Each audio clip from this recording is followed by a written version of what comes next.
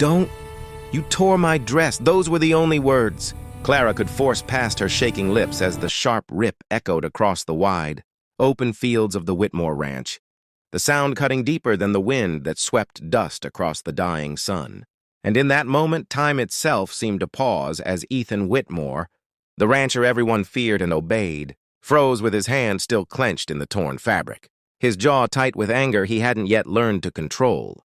Because to him she wasn't Clara Hayes, the woman who had walked 12 miles to ask for water for her dying father. She was just another trespasser, on land he believed the world had stolen. From him piece by piece, year after year, drought after drought, betrayal after betrayal, and he barked at her to leave. His voice rough and loud enough to make the horses restless in their stalls. But Clara didn't move, not because she was brave, but because she had nowhere else to go, and when she looked at him, then really looked, he saw something that unsettled him far more than defiance, humiliation, mixed with quiet dignity, her hands clutching the torn dress as, though it were the last thing, anchoring her to herself. And as she turned away, tears streaking dust down her cheeks, Ethan felt something twist in his chest, something unfamiliar and unwelcome. But he shoved it down the way he always did, convincing himself that regret was a luxury men like him couldn't afford. Yet that night, as the ranch fell silent and the moon rose pale over the fields, he couldn't sleep. Because every time he closed his eyes, he heard her voice again, "Don't!" and saw the way she had flinched not from pain, but from being reduced to nothing. And if you're already feeling that knot tightening in your chest, that pull to know what happens next, make sure you subscribe now. Because this story isn't just about what was torn, but about what can never be stitched back the same way again. The day the truth finally came out was the day Ethan Whitmore understood that regret doesn't end when forgiveness begins, because it was never just Clara he had wronged. It was the town, the land, and the man he had allowed himself to become. And when the sheriff arrived at the ranch with quiet eyes and heavy words, about complaints, about whispers that had turned into testimony, Ethan didn't argue, didn't deny, didn't raise his voice the way he once would have. Because standing there beneath the same open sky where he had torn that dress, he realized accountability was the price of change. And as he walked into town beside the law, people stared not with fear now, but with something sharper. Disappointment, and Clara watched from the edge of the crowd. Her hands folded, her face unreadable, not seeking revenge, yet not offering rescue either. Because healing doesn't rush to save the people who caused the wound.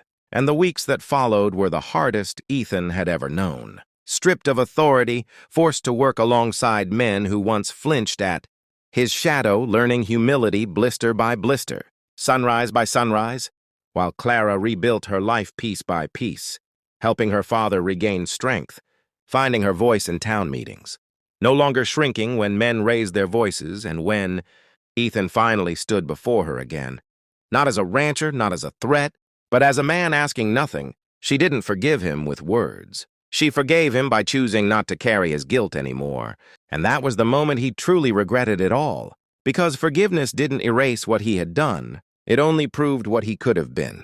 And as the seasons turned and the ranch changed hands, Ethan left the land that once defined him, carrying no anger, only lessons, while Clara remained, stronger than the moment that tried to break her. And if this story taught you anything, let it be this. Power taken leaves scars. Power owned creates change. And if you believe stories like this matter, stories that hold people accountable, and still believe in growth, then subscribe to this channel now, because the next story might change the way you see the world, too. By morning, the regret Ethan had tried to drown in whiskey had only grown heavier, pressing down on him as news traveled fast through the nearby town that the Whitmore rancher had humiliated. A woman at his gates, and though no one dared confront him directly, the looks changed, the silence sharpened. And when he learned from the old storekeeper that Clara's father had collapsed, later that night with no water to spare, something inside Ethan finally cracked. Because this time anger couldn't shield him from the truth that his hands, his choices, had consequences. And he rode out before sunrise, tracking her to the small, broken house at the edge of the dry riverbed, where he found Clara standing alone, mending the torn dress with uneven stitches. each one a quiet act of survival.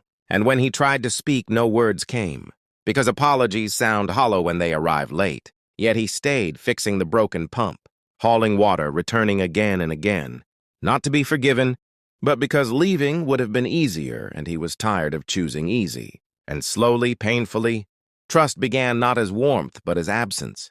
The absence of fear when she heard his horse, the absence of bitterness in her eyes. And by the time the rains finally came, soaking the land, Ethan had almost lost to his own cruelty. He understood that regret doesn't ask for permission, it demands change. And as Clara stood beside him, watching green break through the soil, he knew the dress was never the point.